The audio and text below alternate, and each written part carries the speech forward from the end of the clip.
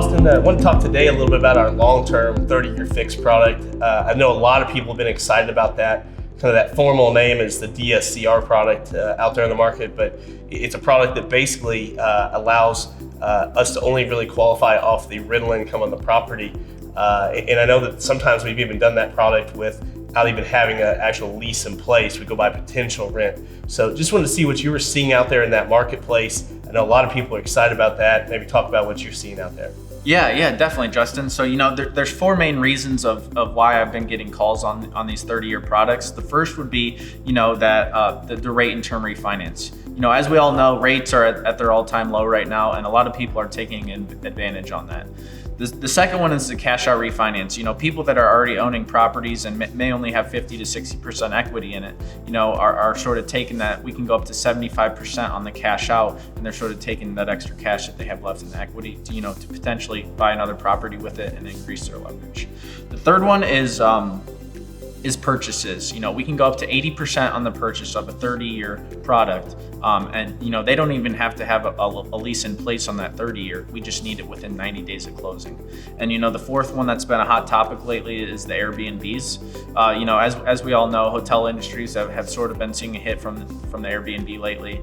And we really don't even need to see. We only need to see up to 30 days of rental history with your Airbnb account, and we can get you to that 5 and 6% on an Airbnb property. Mm-hmm. Yeah, that's the exciting part about this is those rates also are starting in the fives, and depending on your leverage percent, we can go up to 80% on purchase, 75% on a cash out loan. So one of those other things I've noticed out there is a lot of people don't realize is we have some very low coverage ratios. So at 70%, we only have to have 80 cents on the dollar for coverage in regards to the rental income. So what's that mean in easy terms?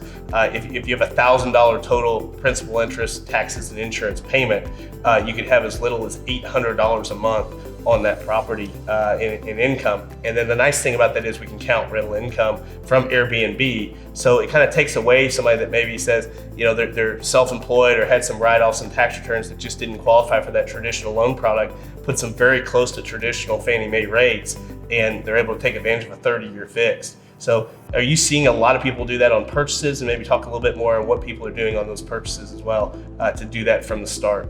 Yeah, so as we all know, we have a hard money program, but this 30-year is sort of new to us and to a lot of our investors. And instead of getting those higher percent rates on the purchase, we can get you at 5%, 6% on a purchase right away, so you're not having to refinance it on the second time around. And something beautiful about us is we have conventional, and conventional you're going to need around a 700 plus credit score, to even get you approved. We can do on this 30-year investment program, we can do anything above a 620 to get you approved right away.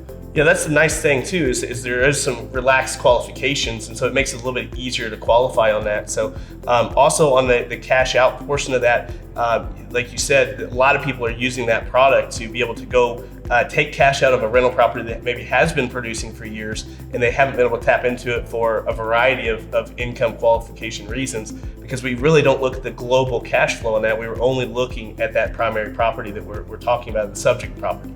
So we've seen a lot of people do that, and maybe you could talk a little bit about that, of buying, taking the cash out on that property and actually using that towards another property. And so you could do a rinse and repeat, so to speak, of being able to buy a property, pull cash out of that, or if you own a property, take cash out and use that towards another property. Yeah, so as being in the industry as long as you have, this is about leverage. You want as many properties as you can possibly acquire to get you as much gross income as possible. So taking, even 10 to 15% cash out on one property, that can buy you a whole new property with that 10 to 15% down that you would need on a down payment on a new property. So again, if you own a property free and clear and you take 75% cash out, you can acquire 4 to 5 properties with that one property alone. Mm-hmm. Yeah, and our leverage ratios do depend on what kind of percent we're lending on compared to the house, but generally these are like 2 to 3 weeks to close, so that's the nice thing as well. So this is not a drawn out process like you might see on a traditional bank loan. There have been some instances we would even close it even a little bit faster, but we try to get 2 to 3 weeks as far as closing times. Really kind of tell people what the next step would be if they're interested in this. Yeah, so the next step would just be calling our office. We have many loan officers that can help you out here.